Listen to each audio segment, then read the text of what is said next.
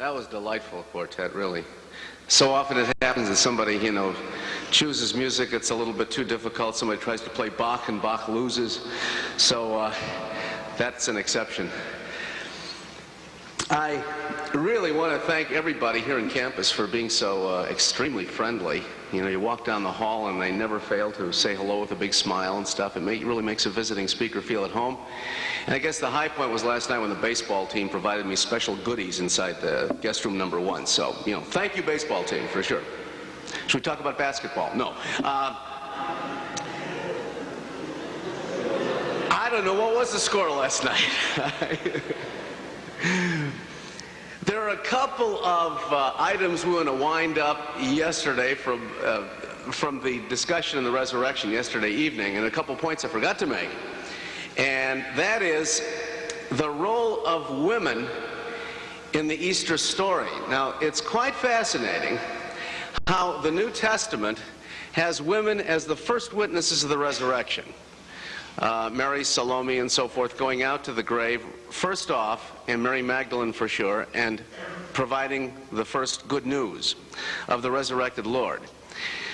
Now, to most critics, the resurrection story is an invention, a novel drawn up by those who, of course, do not believe in anything supernatural. But what's interesting is the role of women in the story, because there is no way any authors at that time would have included women at all in the account, not to say even as first witnesses of the resurrection. Why not? Ladies, this was long before the era of women's lib. This was back in the old dark ages when, men were super superior and women were afterthoughts. In the Jewish economy of the time, yes, they had to worship separately. Their testimony was not deemed worthwhile or accurate in a court of law. It would take about 3 or 4 women witnesses if they even admitted the testimony, because only the men could testify accurately, it was thought. And against that background, you see, there is no way that the resurrection accounts could have been cut out of whole cloth. No way they could have been invented with women as the first witnesses. That would have been a horrendous embarrassment, and probably was. Now, if the disciples saw it, that's different. See, they're men. But this shows that the thing was not invented. And this also shows the honesty of the early church writers and editors, that they didn't kind of fiddle with the story and have, Peter and John or somebody like that be the first witnesses. Oh, no, it was the women in all 4 Gospels. There again, you find a little self-authenticating touch in the matter. The variations in the resurrection accounts are also extremely helpful.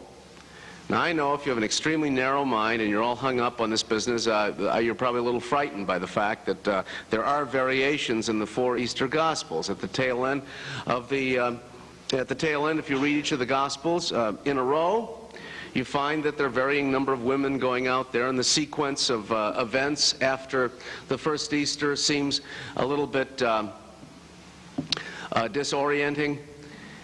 And yet an ancient historian looks at those variations and he is just tickled pink. Why? Because it proves that we have 4 individual accounts here and not 4 versions of the same agreed upon, copied version. And let me tell you, just like a point in space is fixed by 3 coordinates, so a point in the historical past is fixed by as many sources as we can find to document a given event. Sometimes we have to rely only on one source because there are no others.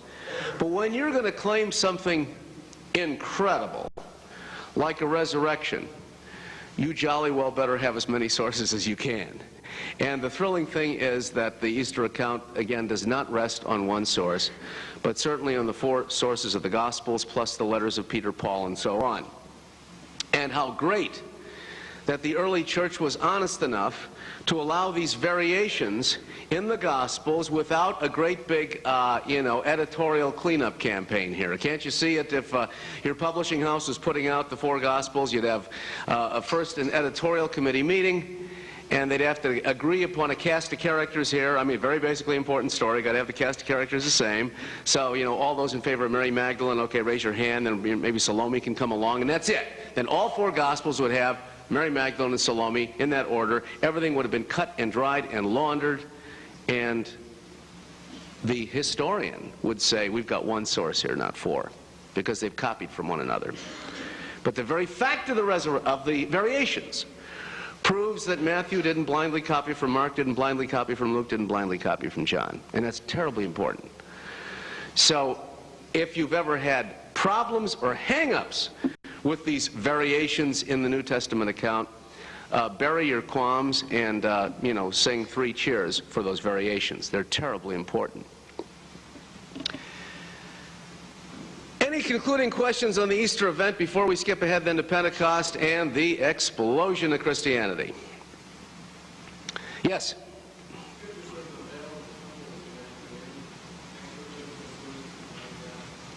Scripture says the veil of the temple was rent. Are there any extra biblical sources on that one? Yes. The Jewish rabbinical traditions talk about something calamitous happening to the temple about 40 years before its destruction.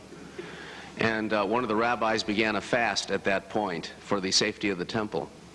Again, it doesn't specifically corroborate the veil, but that seems to be what was understood. This plus the fact that if there is an earthquake in Jerusalem, that could have been involved as the physical agent for tearing that veil. Anything else? When it comes to Pentecost, Acts 2, we have here the ignition point of an explosion which has been reverberating across the world ever since. Pentecost is the beginning of the most successful single enterprise on earth. You realize that? Our Christian faith is number one.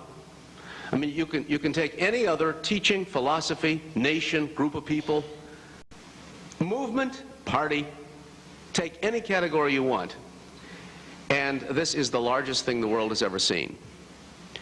I know not everybody in the world is Christian. There's still, you know, the fields are white into the harvest. Let's go. But nevertheless, it is thrilling to stop in our tracks and turn around and say, what, you know, hath God wrought indeed?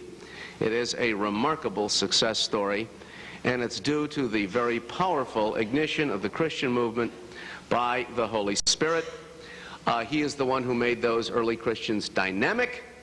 And so let's now plug into the Acts 2 account in Pentecost. There are many ways we could get into this.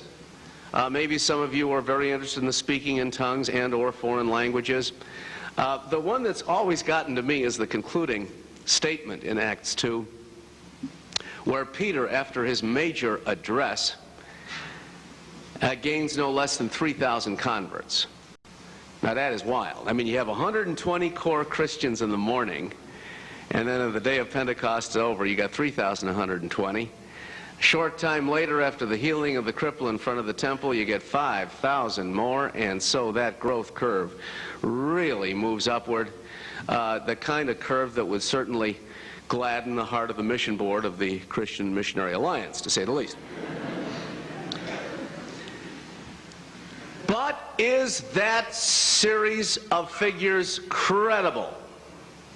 I told you yesterday that the ancient historians do have this enormous problem with numbers. I don't know why they love to exaggerate, but it's so easy to add a couple zeros if you're recopying a manuscript, make your subject look more heroic.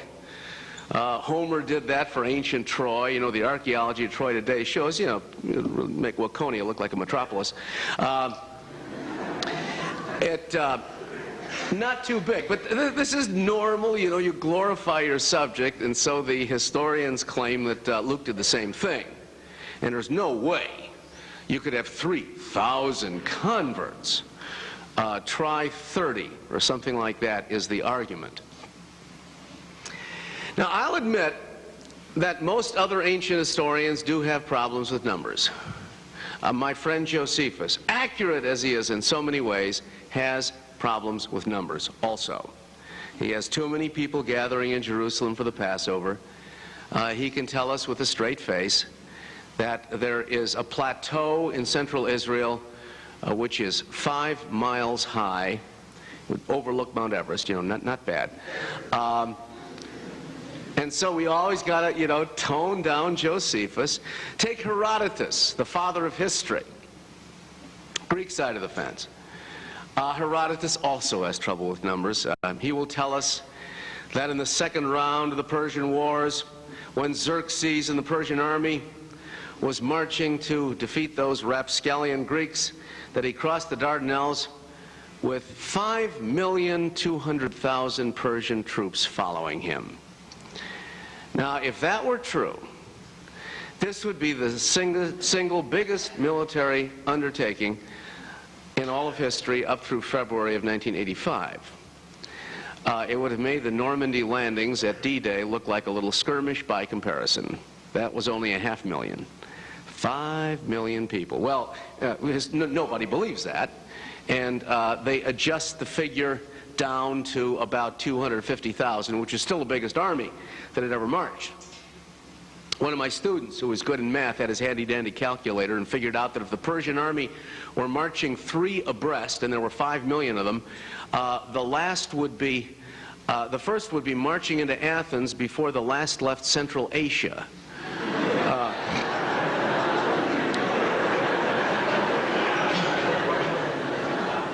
A little hard to hold a group like that together with, benefit of walkie-talkie at least. So what they do is to wind the figure down for all these ancient historians, including Luke, who's an ancient historian, and they suggest, well, not 3,000, not 300, maybe 30. Well, who's right? Is there any way now to detect from the non-biblical materials any kind of a resonance with Luke on this big figure, or is Luke running away with statistics? Oddly enough, the answer was waiting for somebody to pick it up for the last 1900 years. Everybody had known about this famous passage from Cornelius Tacitus, the Roman historian, but nobody had run with it or bothered to compare it to the Acts account. Tacitus is a very accurate historian. Unlike the others, he doesn't run away with figures. And he's one of our finest sources for the 1st century A.D. in the Roman Empire. He's a guy who tells us what happened every year. That's why he called his book the Annals. The most famous passage in the Annals is the 15th book, section 44, where Tacitus tells us of the great fire of Rome and how Nero got blamed for setting it, and how, in order to save his own flabby skin, he transferred the blame for setting the fire to this group called the Christiani. And that's the first time the Christians register on the stage of secular history. And he goes on to describe how they got arrested, and then after the leaders were arrested, a vast multitude of Christians were arrested and then made to suffer hideous torments. And suddenly that phrase got to me, vast multitude. The Latin multitudo ingens, meaning immense, huge. Multitude. I did a word study in Tacitus and found out that by that he means high hundreds, even thousands, is comprehended in that term. So what? Well, here's what. The Great Fire of Rome is only 31 years after Pentecost. 1,500 miles away in Rome. Now, pray tell, how does the Christian movement ever manage to leapfrog across the Mediterranean that quickly, in those numbers, if it didn't begin with something of an explosion rather than a little each one reach one campaign? No way. No way. And this is unparalleled in the ancient world. I did a study on the other movements that were booming across the Mediterranean. The big movements that most affected the Romans were the religious philosophies of Stoicism and Epicureanism. And it took them about a whole century to go across the Adriatic, which is 50 miles wide. And now this one lousy generation, it's already 1,500 miles away in such numbers that you have a vast multitude available for persecution. And that's only the ones they caught. not the ones who went underground to keep the church alive. Now again, this doesn't prove 3,000 converts, but it is the kind of echo of Pentecost that you would expect if it began with a bang and not a whimper. And against that background, a number 3,000 seems much more convincing than a number 30, in view of, once again, positive testimony and a hostile source. Tacitus doesn't particularly like the Christians. He's not trying to enhance their statistic. Fact is, he disliked them. He calls Rome the common cesspool into which garbage flows from all over the Mediterranean. And then he includes the Christians in all this sewage. Never mind. That shows he's not trying to beef up any numbers. He's only telling it as he saw it. And that then becomes quite self-authenticating. And then, you know, against that background, you check back in the New Testament, and even there in the book of Acts and in the letters of St. Paul, you see how the Christian movement is mushrooming. Even before 31 years. Take the greatest theological treatise in the New Testament, the Epistle to the Romans. How does Paul begin that? I thank my God that your faith, Roman Church, is talked of all over the Mediterranean world. See, already, that's such a going operation in far-off Rome, not because Paul planted it, not because Peter planted it. It was a lay men and women's movement. The Roman delegation at the first Pentecost were among those 3,000. And they came back to Rome and really did a planting job on that church. Because, you know, by the time Paul gets to Italy, the Christian red carpets are already being rolled out for him. And when he sails into the Bay of Naples, remember he's got to stay a whole week down at Puteoli because you got a Christian mission there already that's booming. When he gets to Rome, the delegation of Roman Christians meet him already at the 33rd milestone, a place called the Three Taverns. That proves, boy, it was a Lutheran delegation, not a CMA delegation.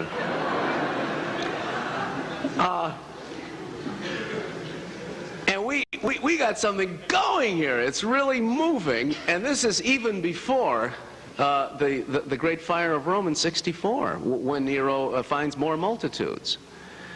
So this growth rate of Christianity is larger and more exciting and more dynamic than I think we're prone to give it credit for. And once again, if the proper homework is done, you know, if we check out all the overlooked places, or even the obvious places like Tacitus, it's fun to quarry these little nuggets out. I'm convinced an ancient historian is more like a detective, you know, than anybody else. We don't have vast numbers of information. The modern historian, all he does is become a synthesizer of all the, yesterday's headlines. It's a different kind of research. In the ancient world, we have these faint clues, and we've got to make do with everything we have. And so we search and we search again. We really beat the bushes to find relevant data. But I think this is justified data when you compare it against the Acts account. I can't help but see it as a tremendous corroborative as far as Luke is concerned. Even Tacitus in that famous passage says the movement was almost halted, but then it gained new vigor. That's what he says in Annals 15. And boy, that sure looks like Pentecost, doesn't it? Almost halted, crucifixion of Jesus. And he describes, he's a good scholar, Tacitus is. He says the Christians are named for a Christus who was crucified by one of our governors, Pontius Pilatus. And then he goes on to say the movement was almost squelched at that point, Good Friday, but then it gained new vigor. So that means either Easter or Pentecost or both. And then it spread, said Tacitus. That's so good as far as the Christian history is concerned that some critics have trained their guns on that passage. And they've tried to say it's an interpolation too. And that's pretty well old hat now, because they've done computer studies on Tacitus, they've checked out his vocabulary, his sentence structure, syntax, and it corresponds directly to what he wrote before and afterwards. So it's authentic, no question about it. And ties in beautifully with Roman history, as we know from that time. questions about the Pentecost event? Yes? How can we be so sure that these historians is inaccurate according to the numbers, not the information? Okay, good question. How do we know the historians are inaccurate as far as the numbers only, and what about the other information? Is it also tainted? No, this does seem to be their failing when it comes to numbers, and besides, aside from those, the taint is pretty well removed, because you read Josephus, and he's corroborated so magnificently by archaeology and by the writings of the other historians that it seems terribly accurate. Remember the movie Masada that was on television year before last or so? Josephus's accuracy is borne out if you visit Masada today. It's spectacular. You know, they've just newly uncovered it, really, the last 15 years. And the outlines of the Roman camps, I kid you not, are still down there. You can see them 1900 years later. And Josephus tells us that the Romans built this ramp from the White Hill over the Red Hill and then up the western side. It almost brings tears to your eyes. You're there today, you can see the White Hill and the Red Hill still lurking underneath the big ramp that the Romans built up, showing tremendous accuracy.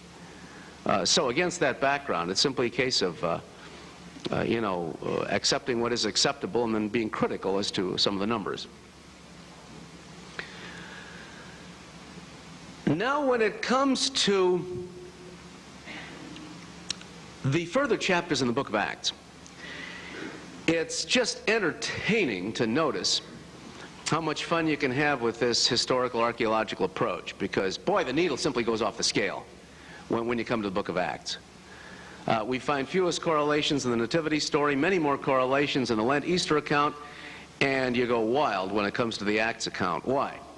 Because the biblical bridge, the end of the biblical bridge, gets ever more broad at this point. You see, Christianity now is coming out of the boondocks of the Mediterranean world, which is what Palestine was. Now it's moving into the mainstream. Now it hits Asia Minor, Greece, Rome, Italy, the main conduit of culture in the ancient world. And so now you have many, many more points of tangency with the Greco-Roman world. And it just becomes so entertaining to go through the various missionary journeys of the Apostle Paul and just do a constant running commentary on the secular Greco-Roman side of the story as you move through the apostolic travels. Sometimes it's just a little wisp of data, another straw in the wind. For example, one of the most amusing ones that happened to us. Years ago, we decided to go to the Holy Land because we weren't sure that we'd ever get sent by any scholarships. And so right after graduation from the seminary, the 3 colleagues and myself took off in a beat-up old Volkswagen and did all in North Africa. We did all the way to Baghdad. But the main thrust of this was Israel and Syria. And so one day, we are also taking the road from Jerusalem to Damascus like St. Paul did, like Saul did back when he was called Saul. Came to a suburb of Damascus called Daraya. And it was about noon. No, I don't want to claim any revelations here.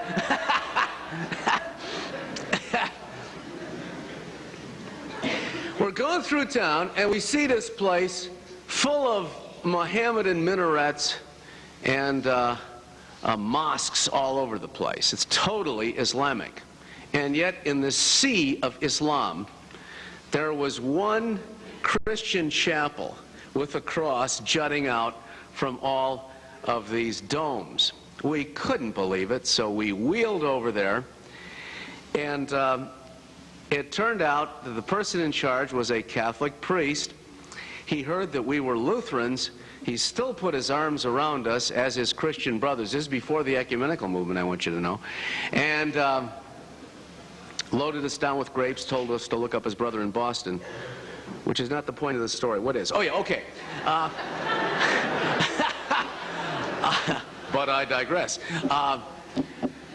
Well, we asked him, how could you have the courage to set up a Christian mission in the heart of Islam? You know, the Islamics are the hardest people in the world to convert, absolutely.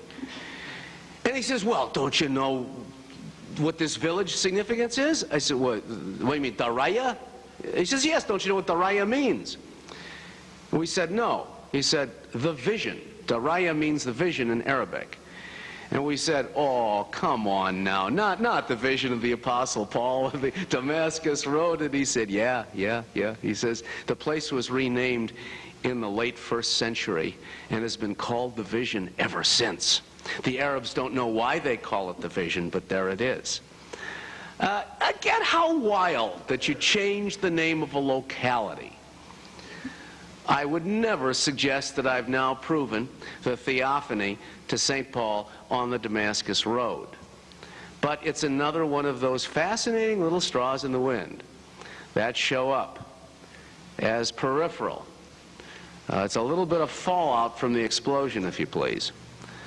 Again, taken individually, not too much significance. Collectively, maybe more. The missionary journeys of Paul, we could do a whole week's worth of lectures on these alone. He hits Cyprus first, do you recall, and converts Sergius Paulus, the governor in the island. Oh, and the critics used to hoot and holler about that one. They used to say that there never was a Sergius Paulus, or if there was such a one, he wasn't governor of Cyprus. If so, he wasn't a Christian, and so on. Well, archaeology's come through for us. They found a stone in the Roman Forum listing the flood control commissioners for the city of Rome, the fellows that take care of the dikes and the levees. And there you have Lucius Sergius Paulus, formerly governor of Cyprus, at the right time, in the right place. So there you have it, folks. That's the rest of his biography. He took care of the floods in Rome after that. Again, you don't need to know that, for your salvation. I realize that. But it does tend to bring these people to life and show us that Luke is not pulling names out of a hat. When we go on into Asia Minor, in the various famous cities, Antioch, Iconium, Lystra, Derbe, and so on, the scene that always used to puzzle, amuse, and even frighten me a little bit was the scene at Lystra, where these self-respecting Greeks, seriously, take Paul and Barnabas for Zeus and Hermes, Jupiter and Mercury. That used to really bother me, because these Greeks are supposed to be smart. Not naive idiots here who see a couple of guys come into town and suddenly call them gods, get the brass bands ready, roll out the red carpet, and, hang the bunting. It seemed ridiculous. And yet I forgot all about how Greek mythology can sometimes help Christianity. Yep, you bet. Here's a case of where Greek mythology comes through for us. The story of Baucis and Philemon, an aged couple living near Lystra, who one day showed all kinds of hospitality to two strangers who walked into town. The strangers were Zeus and Hermes in disguise. They just wanted to see how humanity was doing here, and the townspeople gave them a rough time, wouldn't give them so much as a drink of water, but Baucis and Philemon did, invited them in for potluck or whatever else. And then, of course, they revealed themselves, and out of gratitude to this one pair in Lystra who had helped them, they zap the two of them into huge oak trees standing side by side so that they can have a rather botanical immortality from that point on and don't have to die like humans. If I were a Greek mythologist at that point, I wouldn't feel too much comfort in that kind of immortality. May give new meaning to chip off the old block, I don't know. But anyway, what happens is that then Zeus and Hermes punished the priests who should have been ready to welcome them, you see. So this is the situation. That's the background. It's the only big myth that ever happened in Lystra. So now you have round two. Two fellows coming along, speaking with authority, and listen, this time the priests are not going to be caught with their pants down. They're going to be ready. And so they now, fall all over themselves to prepare a great welcoming for clearly Zeus and Hermes in disguise. It's only against that background that you can make sense of an otherwise wild scene like that. And so on. You can go through the entire book of Acts. Second missionary journeys are lots of fun too.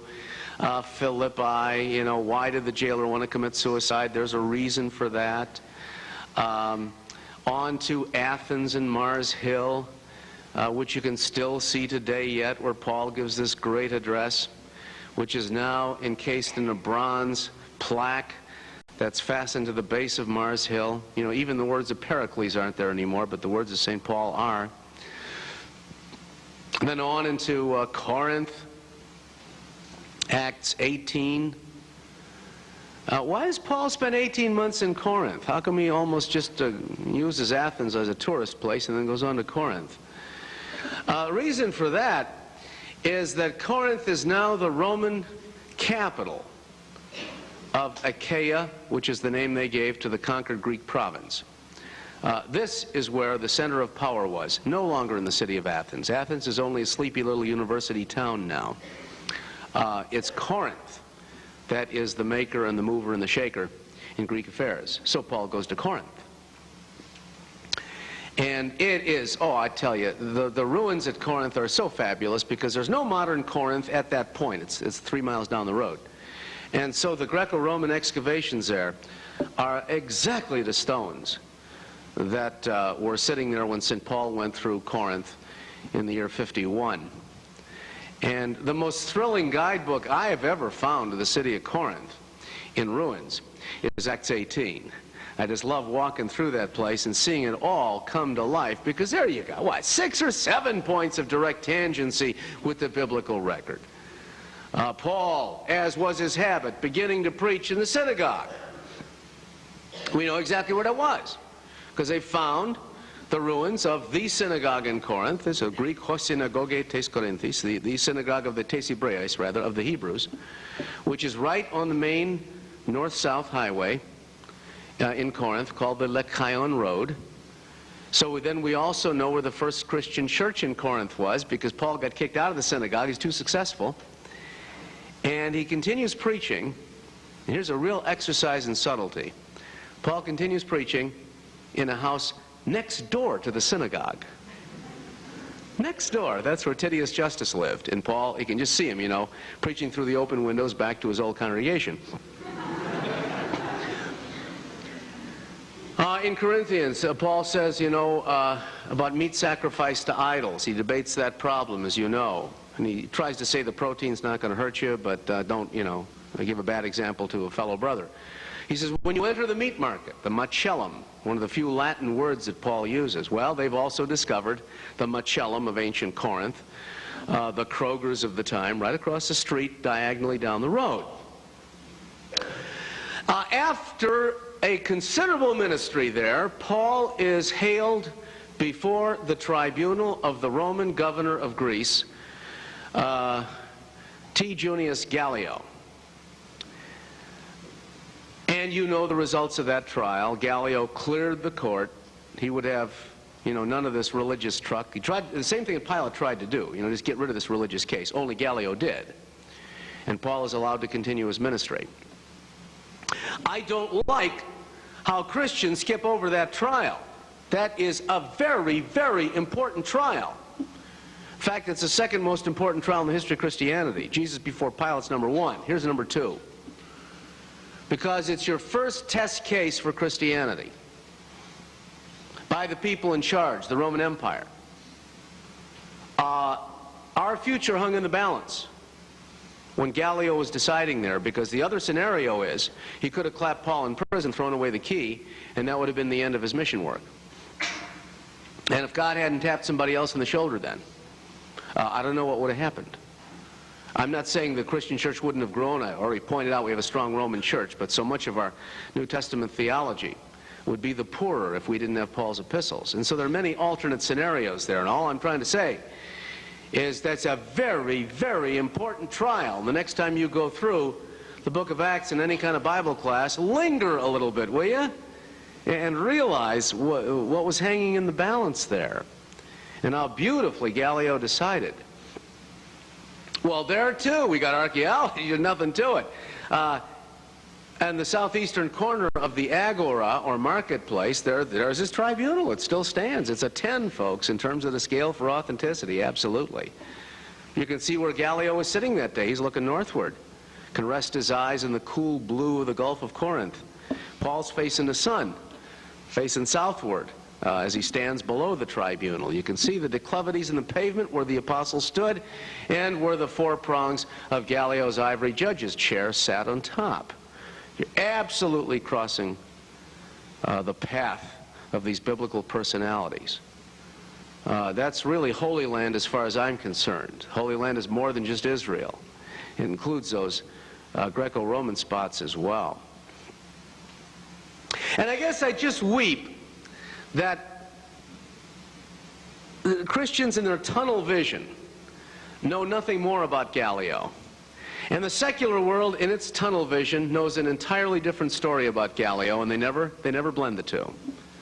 It's just pathetic. If I ask a group of Christians, tell me everything you know about, it's Lucius Junius Gallio, they would tell me the story in Acts 18. That's all they'd know about Gallio. If I were talking to a group of Greco-Roman scholars and say, tell me everything you know about Lucius Junius Gallio, they would give me all the other stories and not know that he's the one who released Paul.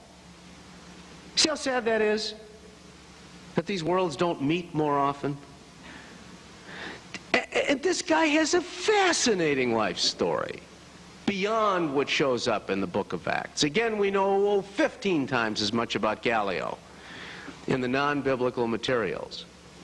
For openers, his brother, his full-blooded brother, was only the most famous Stoic philosopher anywhere in the world in the first century. Aeneas Seneca. Seneca, the philosopher, Nero's tutor, the guy who ran the Roman government for 5 years, was Gallio's own brother. And of course you challenge me at this point and say, wait a minute, where's the common name? Junius Gallio doesn't sound like Aeneas Seneca, does it? No, it doesn't. Well, the reason is the Roman system of adoption. Maybe it's more logical than ours. You know, the Romans would laugh themselves silly at the way we adopt little babies. They say, hey, you can't tell what the baby's going to grow up to be. How can you take that risk? The Romans adopted 19, 20, and 21-year-olds when it was clear and obvious as to what they would become. And so one day, Senator Lucius Gallio, Junius Gallio Sr. pays a visit to the Aeneas Seneca family, that's the philosopher's dad, who had come some years ago from Cordoba in Spain. And he says, my friend Aeneas, you have 3 fine sons, Aeneas Seneca, the philosopher, Aeneas Mela, and Aeneas Novatus. Why don't you let me adopt Aeneas Novatus? All he's got to do is change his name, and he inherits my entire fortune. So, of course, Novatus said, so long, Dad. No fool. He quickly now becomes Lucius Junius Gallio, Jr.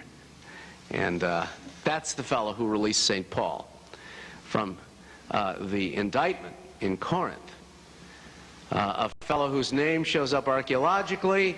4 fragments were found at Delphi, a letter from Claudius to that fellow, which enables us to date this as 51 to 52 AD, because Gallio was only in charge 1 year.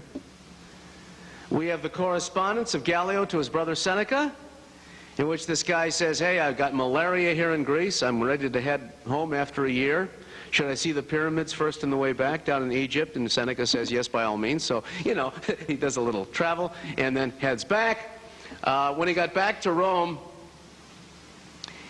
he was famous for a very witty saying that if Claudius was deified, he must have been dragged up to heaven by a hook. Now, this convulsed the Romans. I see it hasn't done too much for you. The reason is that bodies of criminals were taken by a hook down to the Tiber River. So anytime you use the term hook, that is what made him roll in the aisles. Because he was so witty, later on he had to serve as master of ceremonies for Nero's recitals, which is a pretty tough job, because Nero's a lousy artist. And in fact, he really couldn't stand Nero's caterwauling, and finally got in on a conspiracy against Nero 15 years after he released St. Paul, and he finally had to take his own life. Again, no, you don't have to know that. But if you're ever cornered by anybody who claims that these biblical accounts are invented and that the cast of characters is literary or novelistic, just smash them with this evidence, because these are real people. They're not cardboard cutouts. These are people with their own biographies. They all come to life if we superimpose the other critical documents against their background. Sometimes it's nothing more than a name which shows up. At the end of the book of Romans, chapter 16, where Paul is sending greetings from everybody to everybody. Phoebe says hello and all these other wonderful names. Verse 23, he says, Erastus, the city manager of Corinth, sends you his greetings. The mayor of Corinth. Yeah, of course, the critics say, more social climbing in Paul's part. There never was an Erastus. If so, he wasn't the city manager. If so, he wasn't a Christian, and so on. Well, I don't know why we don't hear about this one. In fact, when I was in Corinth, I had to finally talk to the head curator of the museum there to find this thing, because nobody ever asked for it, he says, but it's terribly significant. It took me across the street in an area that's not very well kept up. There's a Greco-Roman theater northwest of Corinth, the ruins, in a sad state of repair, but there is a white marble patio or plaza at the top of that theater. And in 4-inch bronze inlay lettering at the corner is the following message. Erastus, the city manager of Corinth, has presented this plaza to the people of Corinth during his year in office. It's Claudian lettering. It's the same guy. Known only twice in the New Testament by name, and here once archaeologically. So even a name can be borne out, as can so much else. What we're going to do, first of all, are there any questions about the missionary journeys thus far? The final period at 11 o'clock will deal with what happened after the book of Acts breaks off with Acts 28. We're gearing up for Paul's great trial before Nero. And Luke leaves us hanging, as you know. And we're going to try to solve that riddle and tell you what happened to St. Peter and what happened to St. Paul in Rome. Any final questions? We got 2 minutes yet. Yes?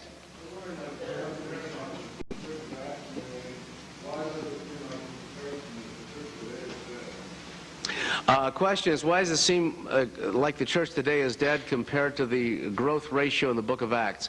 One, there's a mathematical reason, and that is you can always double, triple, exponentially grow something that has few members. That's why the smaller cults in the United States have tremendous growth records, you see. And once you're a larger body, you never grow that fast. The rule applies also to economics, businesses, and so forth. You can't have an IBM double its sales, in a given year, and it's too big to begin with. That's one reason mathematically. And the other is, who says the church isn't growing? There are places in the world where it is mushrooming. Indonesia and elsewhere, wherever CMA is in charge, you're doing fine. Any other questions? Thanks, team.